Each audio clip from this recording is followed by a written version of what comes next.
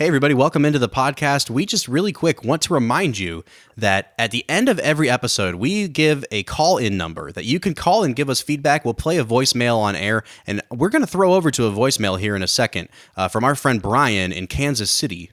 Kansas City is a great place. I've driven through there a few times. They have a phenomenal coffee shop called Messenger Coffee. It's like 3 stories. You can see the roastery. It's like right there on the main. I think it's on the second floor. Okay. But then they also have a rooftop that you can go outside and like chill and drink your coffee on the roof. Cool. It's literally one of the coolest spots in Kansas City. Brian, if you haven't been there, Messenger Coffee. Messenger Coffee. So Kansas City is home to Messenger Coffee and our friend Brian. Let's take a listen to what Brian has to say. Hey guys, this is Brian from Kansas City. I just finished your 500 Days of Summer episode, and I just kind of wanted to say a quick couple of things. Number one, I thought that was probably your guys' best episode. Definitely one of your best episodes. I really enjoyed how quickly you guys kind of got into the analysis, and not only how quickly you got into it, but how detailed it was. You talked about the filmmaking, but also the larger scale themes inside of the film, and I thought a lot of them were dead on. A lot of them were just great, so I really enjoyed that episode. The other thing, just quick thing I wanted to mention about that episode is Bob, you mentioned like how that role was so different from Zooey Deschanel's other work. I don't know if you have, but I would recommend seeing some of her earlier work around that time, because while it's definitely different than her New Girl character and things of that sort, if you compare it to her work in films like All the Real Girls and The Good Life, it's actually very, very similar, because she really plays this kind of dark and hurt character who hides these secrets very well. It's why I think she's actually an underrated actress. So I just kind of wanted to throw that out there. Really enjoying the podcast, guys, and I thought that episode was amazing. So that was Brian from Kansas City. Brad, I really, really appreciated that feedback. I mean, he seems to know what he's talking about when it comes to Zooey Deschanel. So I didn't say that in the 500 Days of Summer episode. I don't really care for her that much. I don't think she has much depth. I don't think she's that interesting. And if I have to really break down why I hate her so much, straight across bangs are literally the worst things on the planet. All right. I hate her hair so much. Okay. So if you want to call and tell Brad off, you can do that at our call-in line. We love to interact with you guys. We love to play voicemails on the air. Brad, where can they find us? 216-800-5923. Once again, that's 216-800-5923. And now, let's get to the show. In 1954, director Elia Kazan and star Marlon Brando gave the world a heartfelt portrait of one man's journey from corruption to redemption. In 2019, the Jack Daniel's Company gives us an 80-proof whiskey that they call Double Mellowed. The film is On the Waterfront, The whiskey is Gentleman Jack. and we'll review them both. This is the Film and Whiskey Podcast.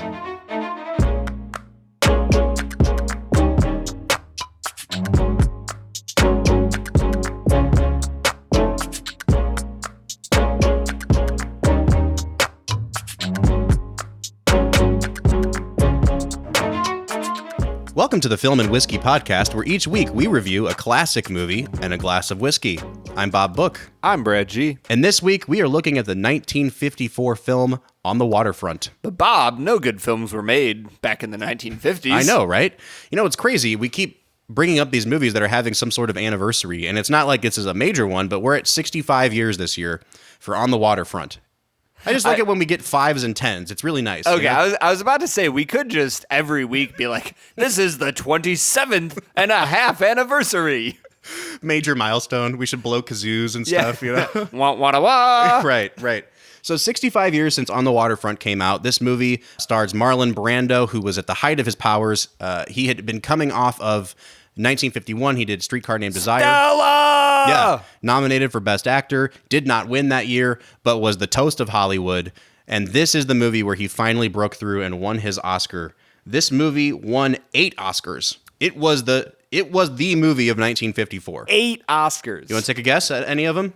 Best Actor? Yep. Did Hollywood care about women back then? Best Actress? Yes. It did not win It won Best Supporting Actress for Eva Marie Saint. Yep. Okay. Best Original Story? I don't know if it was an Best original. Screenplay. It was actually adapted from a series of newspaper articles that won the Pulitzer. So, yeah. Okay. Best Director? Best Director. You're missing the big one. Cinematography? It won that. Okay. Best Picture? Best Picture. And then it also won. Is that a big one? I think so. Okay. Yeah. And then it also won Best Art Direction and Best Editing. It was nominated for an additional 4.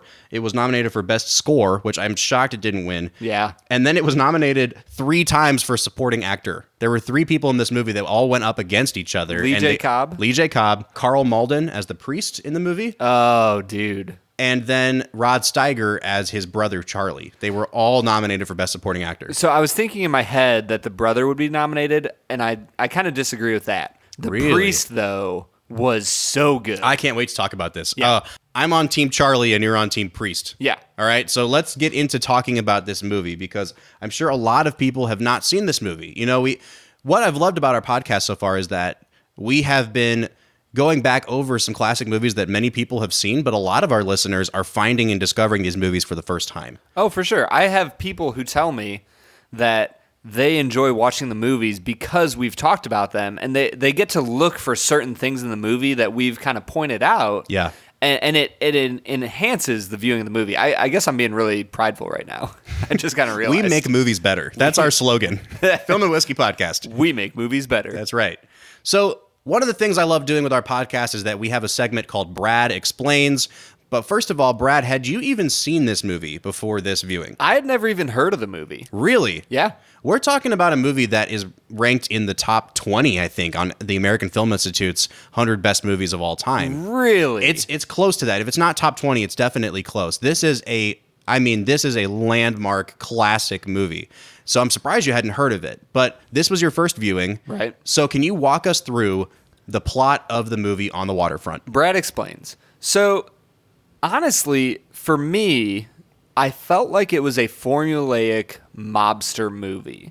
And I don't say that in a bad way, because in my mind, this was like, if you ever say that a movie's formulaic, but then you look back and you realize, oh, this is the first movie ever to do that, and it set the formula, you have to ignore the part that you've seen it before and recognize the fact that it created something so good that people wanted to, imitate it. And in my mind, that's how I would describe On the Waterfront. It's your classic movie about mobsters oppressing the common man and somebody who's in the mob kind of gaining a conscience and opposing the mob and bringing them to justice. Right. And in the context of this movie, the mob are the people that control the unions. And we're Right. talking about dock workers now. So they're controlling commerce and what's coming in and what's going out. And, they're obviously opposed to the workers really uniting because they run the union. Right. And so by running the union, they run everything. And they enforce things by throwing guys off roofs. And that's to get into the more explaining of the movie. Yeah. The movie is centered around a character named Terry Malloy, who's played by Marlon Brando. And he's not essentially a deep part of the mob. His brother is like the right-hand man of a mobster. And at the start of the movie, you see him calling up to a friend in an apartment and being like, hey, man, come on out so that I can talk to you. And then his friends, who are mobsters, are supposed to just rough the guy up. Well, they throw the guy off the roof because it turns out the guy was going to testify against them in court and bring them to justice. And so the entire movie is about Terry, Marlon Brando, reconciling the fact that his brother is in the mob, he's kind of a part of the mob, and he needs to figure out what's right, what's Yeah. wrong. Yeah. How do I deal with the fact that my family is in the mob, but they're doing terrible things, and they're killing my friends, and they're oppressing the dock workers, and how can I become a better person? I think it's a great explanation. And Marlon Brando's character, Terry, from the very beginning, he's presented as a dumb guy. Right. I mean, the way that everyone treats him is, you used to be a professional boxer. You basically worked for us. We made you take dives, and now you're working on the docks with us. We're going to set you up with a cushy job so that you never have to work as long as you keep your mouth shut. And what I love about Brando is that he does play Terry as a guy that has a limited intellect, right? Like, he's not a smart guy, but he's a guy that has a conscience, and because of the way he's treated by everyone else in this sort of mob mentality, he still has a heart and he still has a conscience. And I love that he plays it almost like a little kid in a way, that he's just very innocent, not a complicated person. So Right. what did you think of Brando's performance in this movie? I really loved it. I think that he gave you a perfect insight into what a common person has to go through in just dealing with everyday life. And granted, not many of us have to deal with everyday life of mobsters. But in the end, Brando is he's a normal person that's dealing with normal problems, and he likes a girl, and he wants to win the girl over, and but he also wants to make his family happy and his brother, and he's dealing with these issues, and they escalate to the point where he has to make deep moral decisions about the kind of person he's going to be. Yeah, And he portrays that perfectly. absolutely. All right, so Brad, I feel like I'm going to go ahead and spoil a little bit or tip my hand here of what I think about this movie. I grew up hearing that this movie was one of the best movies of all time. I grew up knowing its reputation. I grew up knowing what I could have been a contender line as one of the most famous quotes in history. And I loved this movie, but I think it's because I was told to love it. And on this watch, it's a good movie, but I think it's a good movie because of Brando and some good supporting performances, but not much else.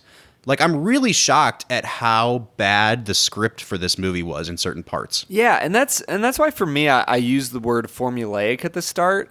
Nothing about this script stood out for me. Every No. single scene, it made sense in the idea that, like, yeah, obviously this is what's going to happen next. There's no surprise to the movie. No. There was nothing that, like, kept me deeply involved with the movie other than Brando's performance, and honestly, I would say the priest's performance. Yeah. All right, so let's start with the acting. Okay. Because I think that there are good and bad things in the acting. Yeah. And Brando's good, obviously. I think Rod Steiger as his brother Charlie is freaking phenomenal. Yeah. And the scene that everyone remembers is the scene in the taxi cab where Brando does I Could Have Been a Contender. And they did that scene time and time and time again on the day. And I don't feel like Rod Steiger gets the credit for going toe-to-toe with Brando in that scene. That skunk we got you for the manager. He brought you along too fast. It wasn't him, Charlie. It was you. You remember that night in the garden? You came down my dressing room and said, "Kid, this ain't your night. We're going for the price on Wilson." You remember that? This ain't your night. My night. I could have taken Wilson apart. So what happens? He gets the title shot outdoors in a ballpark, and what do I get? A one-way ticket to Palookaville. You was my brother, Charlie. You should have looked out for me a little bit. You should have taken care of me just a little bit so I wouldn't have to take them dives for the short-end money. Well, I had some bets down for you. You saw some money. You don't understand. I could have had class.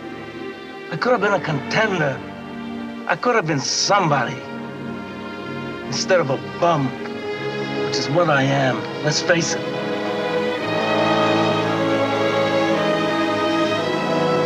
It was you, Charlie. What I love about that scene is that you finally get the layers peeled back on their relationship with each other. The whole movie, Brando's just been told, you work for us, keep your mouth shut, you're dumb, you're a washed up boxer. And you finally see the emotion come out in this scene where he tells his brother, it wasn't the manager you gave me that messed me up, it was you. You basically ruined my life. I could have been this great boxer if you wouldn't have made me take dives, and you're my brother, and you should have looked out for me. And to see the way Rod Steiger reacts to that, that scene is just such an emotional gut punch. So Brad, what did you think of Steiger in this movie? I'm going to be honest with you. When you said that Steiger was up for Best Supporting Actor, I didn't see it. Other than that one scene with the taxi cab, I barely noticed him in the movie. Interesting. The whole movie, he was just kind of a stooge that stood by J Cobb, who I thought turned in a brilliant performance. Uh-huh. And I struggled to even notice that he was his brother, let alone a main character in the movie. That's so interesting to me because I almost have the complete opposite reaction, which is it takes a lot for a person of Rod Steiger's caliber. And I don't know if you've seen any other movies that he's been in, but he had a really famous movie career. And in some of his movies, he played like the J Cobb, where he was the guy that shouted. And for him to be able to blend into the background and to just be the guy that was a yes man, Right. You saw how spineless he was. And then that scene with Brando is what sets him up as a character to have an arc and to finally say, you know what, no, enough's enough. This is my brother, and I am going to stand up for him. And I think, honestly, he was probably the most well-developed character in the whole movie. Yeah, I don't know if I could disagree with that. It's just hard to see a character arc when he's invisible for the first 3/4 of the movie. I get that. And I feel like in this movie, J Cobb, I have almost the opposite take on him as well. You know, we talked about J Cobb when he was in our 12 Angry Men episode. And what I loved about him in that movie was that they gave him like the peaks of screaming and yelling and being the angry guy, but also like the really emotional breaking down, crumpled up man moments. And in this movie, I think all he does is just yell at people. And there's really it doesn't take a lot of range to do what he did in this movie.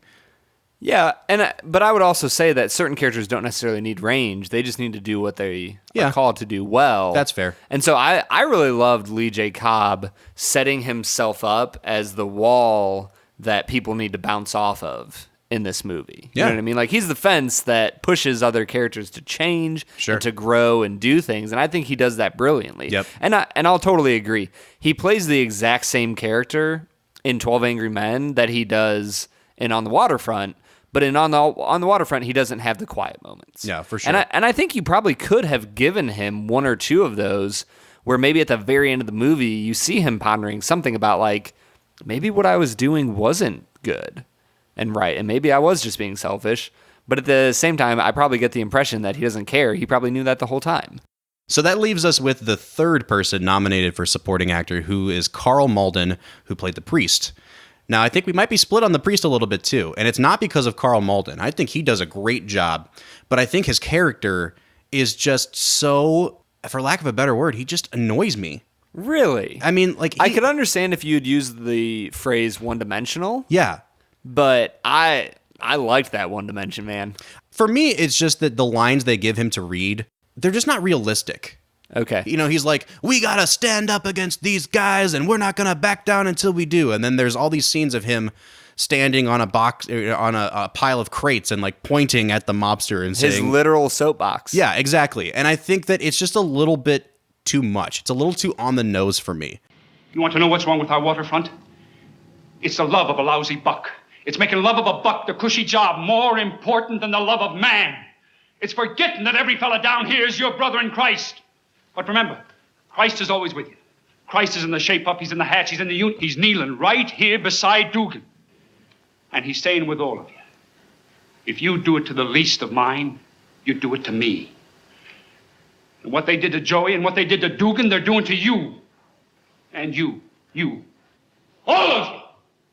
And only you, with God's help, have the power to knock him out for good. I like what they wanted to do with that character, but I feel like they really could have used like somebody to rewrite his dialogue a little bit. Yeah, I could see that for him. I think one of the things I love about his character, though, is that he represents something that I feel like we've lost touch with in the last 30 or 40 years, which is the idea of a religious figure in a town fighting for the people of that town. Right. And I feel like we've so separated religion and common life of just the normal lives that people live that you don't get that idea that somebody religious, whether it's a priest or a pastor or, you know, whatever religion you follow, being so involved in your life that they're fighting for your welfare. Right. And fighting for your life so that you have a better life.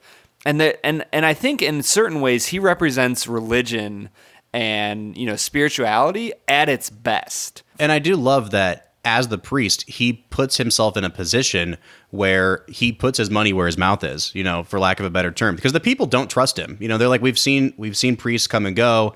And he's like, no, you don't understand. Like, I'm in this till the end. I think he says the words right down the line. Like, I'm in this with you right down the line. And the people that work on the docks say, listen, if you want to take it to John Friendly, the mobster that owns these docks, you have to understand that your life is at stake because they're not going to discriminate just because you're a guy with a collar.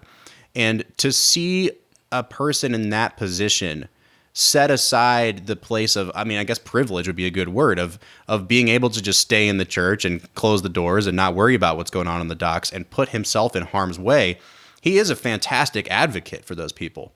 Yeah, and I think that's what I love most about him. I would agree that his lines are a little bit pedantic and obvious in certain ways, but I think it's what he stands for, the idea of, you know, the Catholic Church standing up on behalf of those who are oppressed, that there's something beautiful about that and something that I wish we saw more of in the real world. Yeah. Well, Brad, this brings us around to the last remaining major person in the movie, and this is one of my major gripes with the film. So I'm just going to rant for a little bit about have at it. About Ava Marie Saint. Now, her character in the movie is that she is the sister of the guy that gets killed in the very first scene that Brad was talking about, the guy that gets thrown off the roof. His name's Joey Doyle. And the first time we see her is in the immediate aftermath of her brother splatting against the concrete.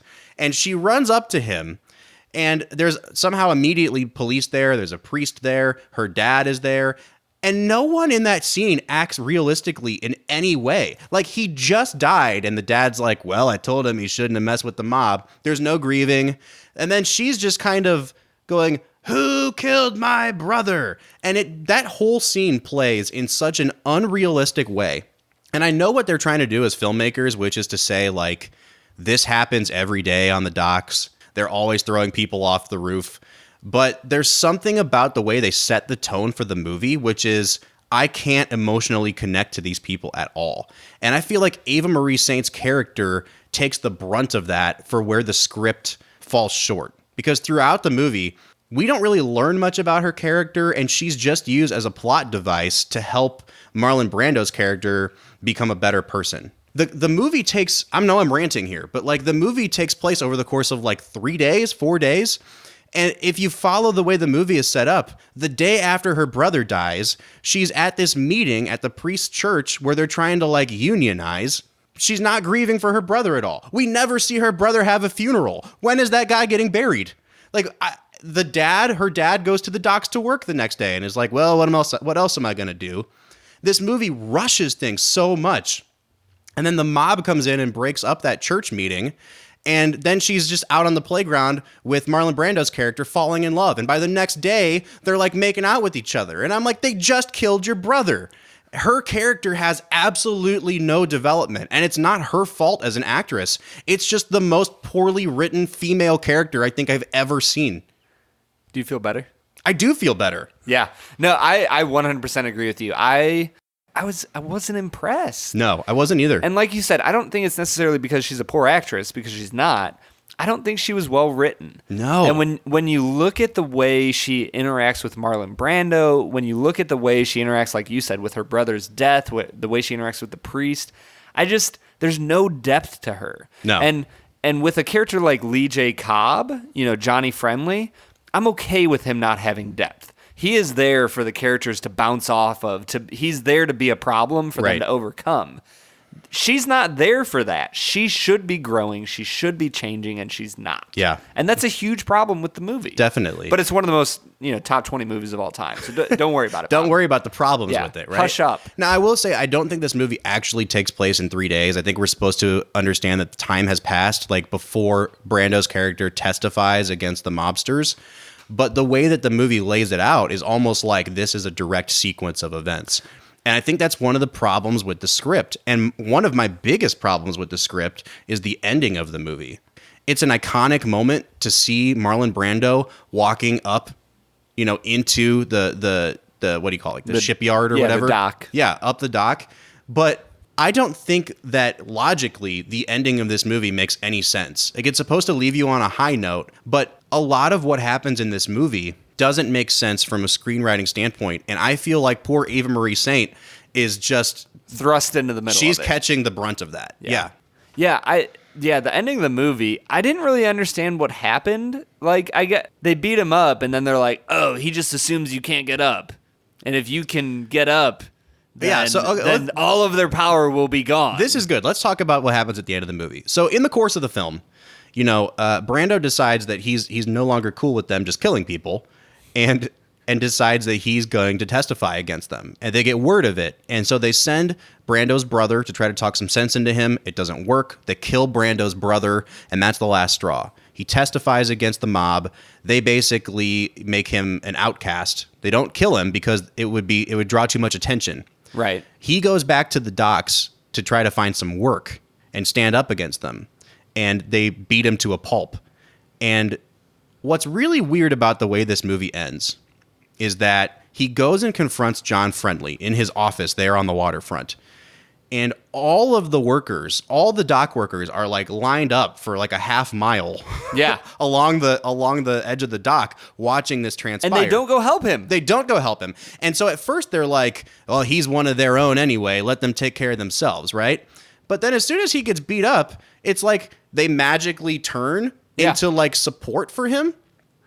And what I love is that they beat Marlon Brando so badly that you hear J Cobb say something like, just let him lie here and take it. And they walk away.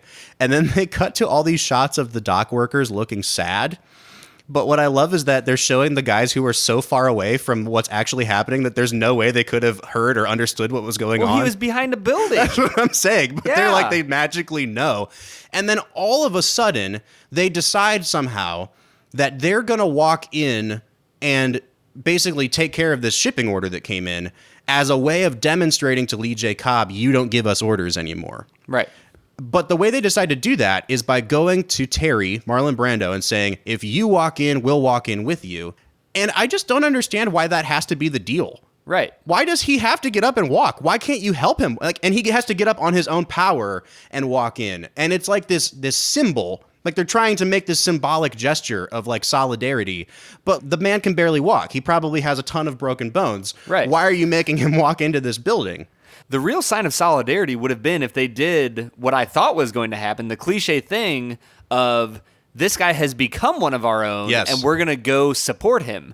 But instead they see like two guys on the dock like looking intimidating. They don't even have guns, I don't think. No, it's like two of his they're heavies. They're like, oh, I guess all 97 of us can't beat these two guys in front of us. It made zero sense to me. It makes no sense. And then, okay, so at the very end of the movie, Brando gets up, he walks the length of the dock, he goes into like the shipping warehouse or whatever. To work. And then they're all like, yeah! And they follow him in. And they close the big like garage door of the warehouse, and J Cobb is just outside going like, "Hey, what are you guys doing? You're not listening to me anymore." And the final image you get of the movie is everyone walking in and J Cobb getting shut out. And again, it's this symbol of like workers unite. We can take down the big bad guys if we unionize. But again, logically, doesn't J Cobb still own that building? Right. Like, can he just get his keys and walk it? I understand that they're making a symbolic gesture, but at the end of the day, they're making the point that it's not going to be the way it was before, but it's not going to change overnight that way. He still owns all of that, and they still work for him. Well, and the big problem for me was, did the actual case where Terry testified mean anything? Because in the end, he's still, and I get that, Johnny says, they ruined us and we got to go and all this stuff. Yeah. But in the end, they're all still there working on the docks. Right. J Cobb is still there. What did the testimony actually do? I don't know if it's like an ongoing trial or what, but he's clearly not in prison. Right. So, like, until that happens, how much power do these workers really have? I struggled so much with the ending. And again, it's one of those, like, really uplifting movie endings. And it works really well if you don't think about it at all. But the second you start to really wonder, like, does this make any sense? It doesn't at all. And I'm really starting to think about this movie, that if it wasn't for Brando's performance in this movie and what Brando brings to it as a method actor, that we wouldn't even remember this movie today. That is a bold statement. That's kind of where I'm at with it. And we're going to talk a little bit about the impact this movie has had after we get to our whiskey for the day. So, Brad, what do you say we try some Gentleman Jack? Yes, sir, my fellow gentleman here.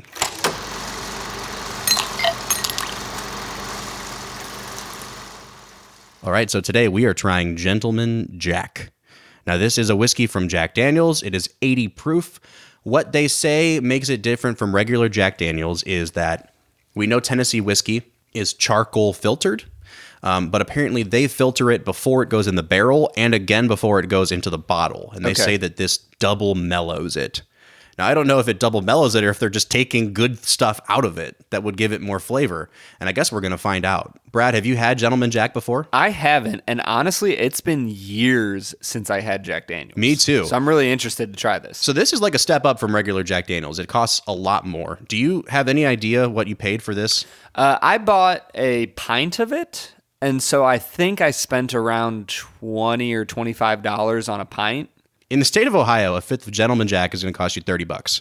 Okay, so this is in that mid tier. Yeah, I mean, regular Jack Daniels is only going to put you back about $20, so it is significantly more expensive than Jack Daniels, but it's still not going to break the bank to try this out. Yeah, I was going to say, I think I paid about $20 for a pint of it, so it's not a terrible price, and that'll factor into value. But let's get started on the nose. Bob, what are you picking up as you put this up to your nice little schnoz?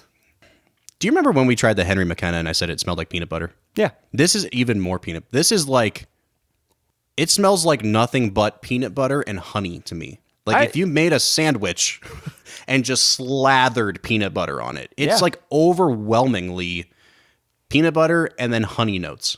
I could see that. Sometimes I think I just realized the reason I struggle with peanut butter on a spirit, a whiskey, is because the ethanol really hits at that peanut butter. But the more I'm smelling this, to me, it's not coming off as heavy as you're saying, but I can kind of sense that peanut buttery feel to it. For sure. It definitely has darker notes. You know, maybe I just have peanut butter sandwiches on the brain too, but I'm almost getting like a banana kind of smell from it too. All right, Elvis. I'm serious. Peanut butter. Yeah, this would be Elvis's whiskey if he could drink it. Yeah. Peanut butter, banana, and honey is what I'm picking up on it. Are you picking up any different notes than I am? Yeah, no, I would agree. It has those sweet notes because all of those things you just said are kind of a sweeter tasting item. All right, so why don't we give it a score on nose? What do you think, Brad? I am going to give it a 6.5. I really like the smell. It has a few different notes that hint at complexity. Most of them are sweet notes, like you said, but I'm really curious to see how this tastes. Yeah, I'm going to give it a 7.5 on the nose. I really like where this is going.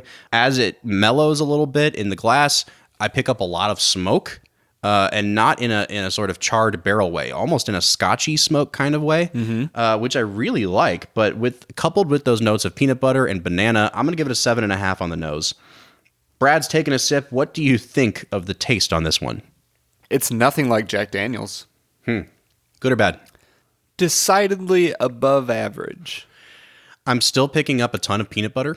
I would really agree. Nutty. Yeah. But it's not sweet at all.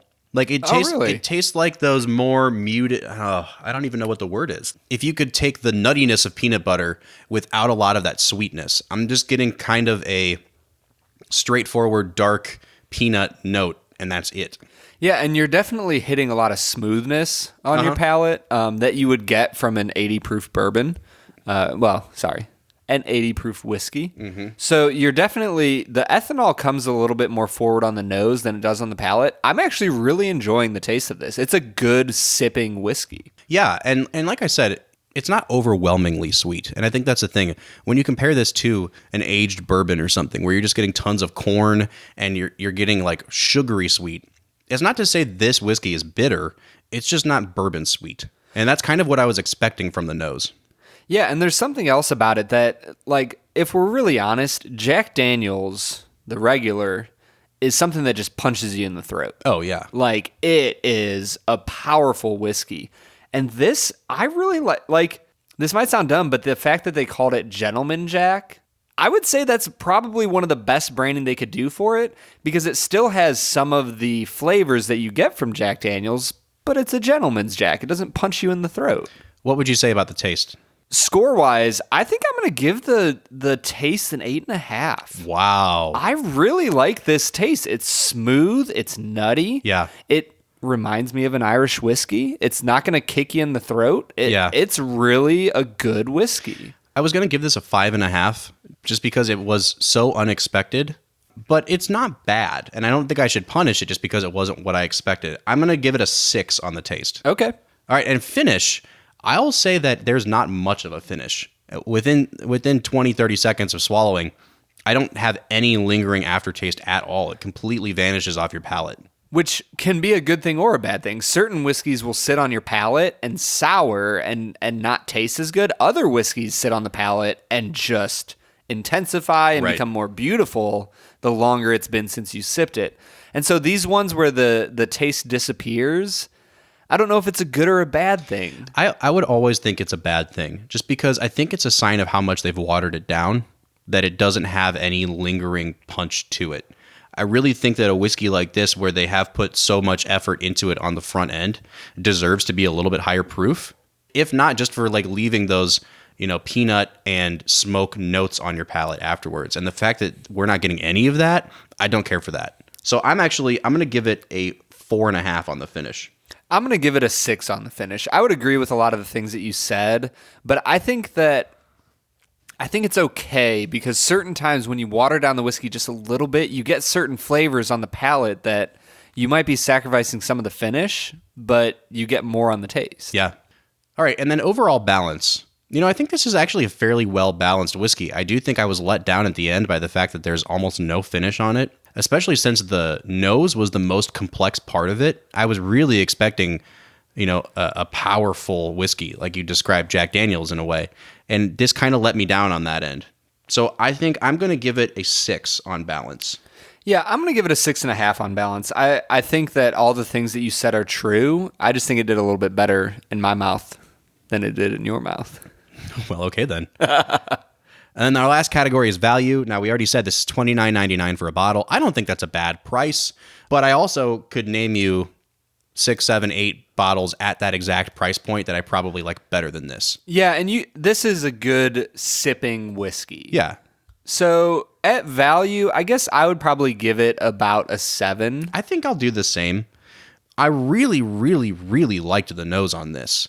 And then, the overall balance kind of let me down, which means that the value, I think, kind of lets me down a little bit. I wish they hadn't watered this all the way down to 80 proof. Yeah, even if they put this out at an 85 proof or a 90 proof. I think it would have significantly more character to it. And the thing is, you could still sell this at the same price point if you produced it at a 90 proof. Especially because it's Jack Daniels. Yeah. They make enough money.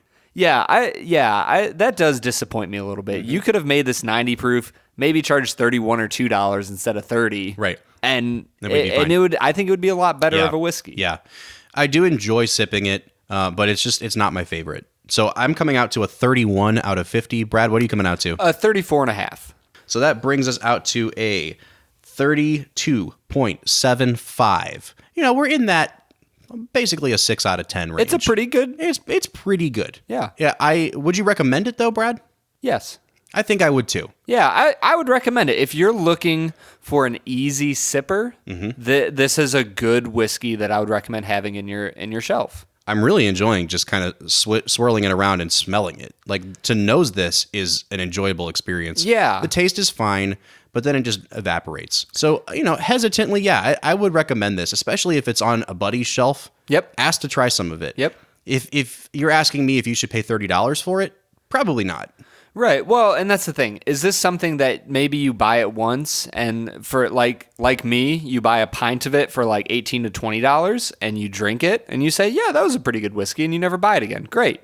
Maybe it's something you enjoy a little more than we did and you keep it on your shelf for $30. Yep. Great. Like, it's a pretty good above average whiskey. Yeah, and that's just kind of where we're at with it. So this has been Gentleman Jack. What do you say we continue sipping on this as we finish our discussion of On the Waterfront? Which is a pretty good above average movie. Absolutely.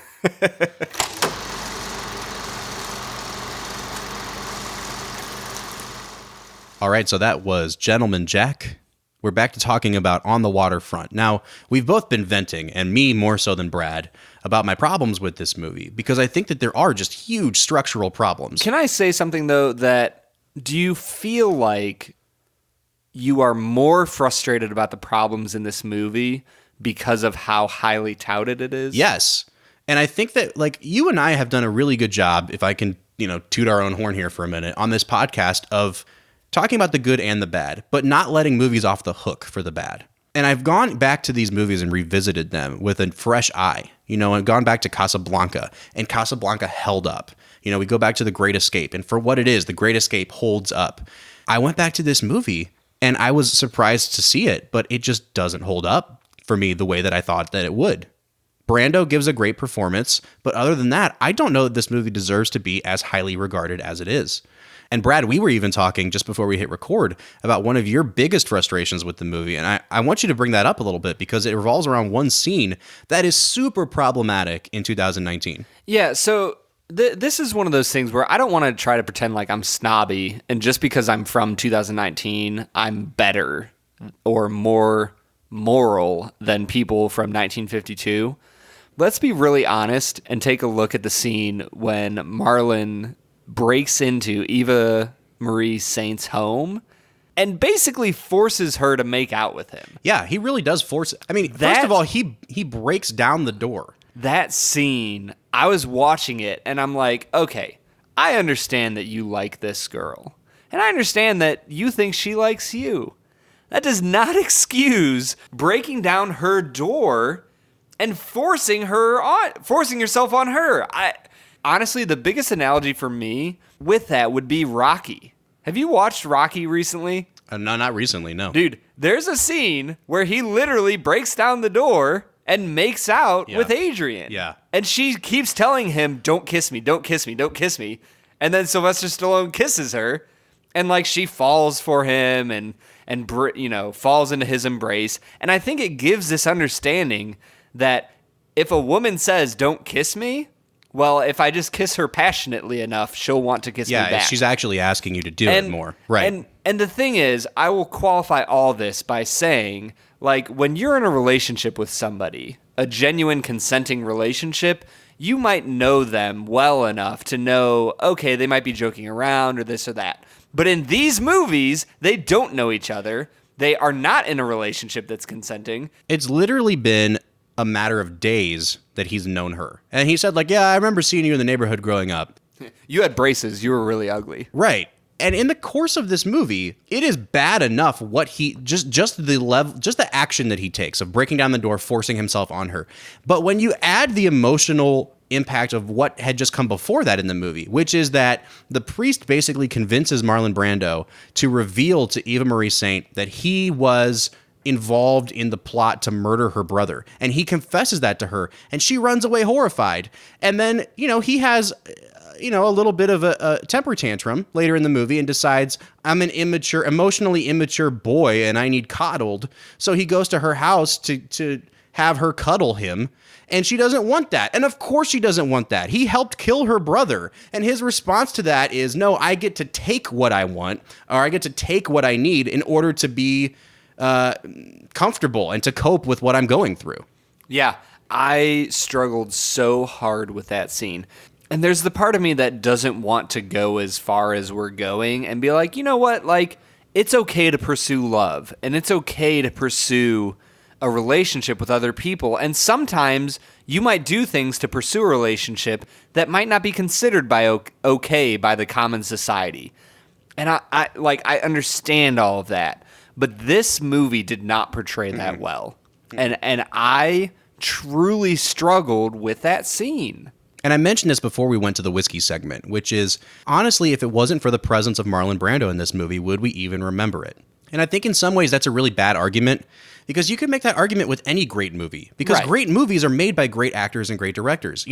If you had taken Henry Fonda out of 12 Angry Men and you plugged in Pee Wee Herman, like it's a different movie, right? And it's a crappy movie. But I honestly think that what's happening here is that Brando is elevating the material to such an extent that when we look back on this movie, we're looking back on the movie for Brando's performance, and we're overlooking or we're excusing everything else. Yeah, as somebody who had never even heard of On the Waterfront, let alone known that it was so highly regarded, I mean, I know that we're not there yet. It's a 7 movie, and like that's probably going to be my final score. Like it's above average. It's a good movie. Marlon turns in a great performance. Absolutely. But there's major issues with this movie. Yeah. And it's just okay. Now, and there's historical context you can add to this movie. Like, Elia Kazan had been brought before the HUAC hearings, the House Un-American Activities Committee, which were led up by Joseph McCarthy to try to weed out communists when he was on his witch hunt. And they went hard after Hollywood, writers and directors especially, some actors. And Elia Kazan had named names. He had basically ratted out everybody that he knew that was a communist. And this movie is viewed by a lot of critics as his sort of allegory for what he went through, which I also think is really problematic, because is he portraying all of his friends that were communists as like mobsters? Is he trying to say that the communists were after him the same way the mob was after Terry? It makes for a really complicated allegory. And I appreciate that Kazan was working through this script to get out his own emotions about what he had just gone through in front of McCarthy. But I also don't think that just knowing that fact makes this a better or a worse movie in any way. Right. It's just an interesting fact that, tidbit about how the movie was made. Absolutely. And why it was made. So, Brad, you have kind of already hinted that your final score would be a 7 out of 10. I'll go ahead and say it. It's a 7 out of 10. Yeah. It's an above average movie. It has some really good performances, and not just Marlon Brando. I think that J Cobb turns in a great performance. I think that Karl Malden turns in a really good performance. The place where the movie most struggles, I think, is the writing. Yeah, for sure. The writing really struggles. It doesn't create compelling characters other than Terry. Yeah. It's a 7 out of 10. And that's one of my big things, is like it won the Oscar for screenwriting. It was considered for a long time a really major milestone in Hollywood screenwriting. But I think when you look back on it from the standards that we've set for ourselves now, especially, it does not hold up as a great screenplay. The character development just isn't there in a lot of ways. Obviously, Brando grows as a character. I think Charlie grows as a character. I think they wrote some great scenes, but overall, there are these huge structural problems that we have with this movie. It's a lot of peaks and valleys. Yeah, for sure. We, as the Film and Whiskey podcast, know better than 80 years of cinema, history. So we're better than them. And, Absolutely. And we know that this is We make movies better, TM. Yeah. Right? Film and Whiskey, we make movies better. Here's what I'll say for my final score. I think that this movie has some scenes that are among the best scenes ever filmed. I love the taxi cab scene, obviously. And I think that the scene where Brando finds Charlie dead, emotionally, is so compelling. It's so good. It's so good. But then the movie just moves right on from that. And they don't let us linger there. And you don't really feel the emotional resonance of some of these scenes. And like Brad said, it's peaks and valleys. I do think it's a well-made movie. I do think we should still be watching it in 2019. I do not think it's one of the 2025 best films ever made. I'm going to give it an 8 out of 10. And that brings our final average to a 7.5 out of 10. Which is, honestly, out of all the movies we've watched, on the lower end of scores. For sure. For sure. But we want to know what you think. So if you love On the Waterfront, if you are a Marlon Brando stan, if you want to write into us, call into us, and just ream us out for what we've been talking about with Marlon Brando, go ahead and do it. Brad, where can they find us? They can find us on all of the social medias at Film Whiskey with an E. At Film Whiskey with an E, or you can call our call-in line. What's calling someone? Right. I don't understand. Can they text instead? Well, yeah, that's an idea. Give us a call. Leave us a voicemail. Our number is 216-800-5923. Once again, that's 216-800-5923. Next week, we'll be back talking about the 2002 Steven Spielberg hit, Catch Me If You Can. Guys, I'm not going to lie to you. I love that movie. I can't wait to talk about it. I'm super excited to get into it. For the Film and Whiskey podcast, I'm Bob Book. I'm Brad G. We'll see you next time.